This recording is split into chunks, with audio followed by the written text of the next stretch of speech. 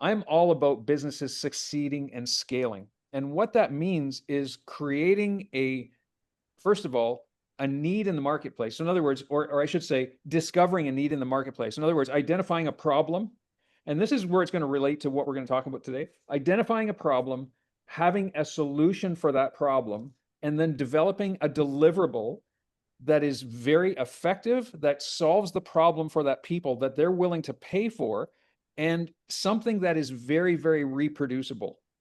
And this is where my eyes have been open to what we do in chiropractic. And this is part of my coaching for a lot of people lately, is to help them develop a business that is very effective and very reproducible so that you can scale. And you wouldn't believe how many docs that I talk to that their office runs in chaos. It's like some sort of a crazy fire drill where nobody knows where the exits of the building are. And you've got so many things going on. You don't know what's profitable. You don't know what is scalable. You don't know what people really want. And you're spending so much time on tasks that are not making you money. So part of the coaching that we've been doing in not only in chiropractic, but as a result of this business is finding out the most desirable, most profitable deliverables, and then creating systems so that they can start to run by themselves without the need for the doctor managing every single thing.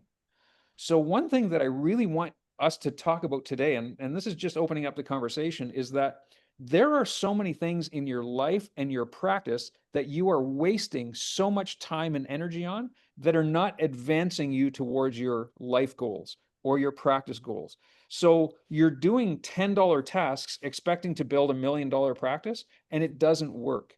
So what we want to try to identify is, where are the bottlenecks? Why, I talk to so many docs in that. So in the marketing system, you wouldn't believe how many docs, they get fantastic results with new patient flow or lead flow, and they come back and say, hey, turn it off.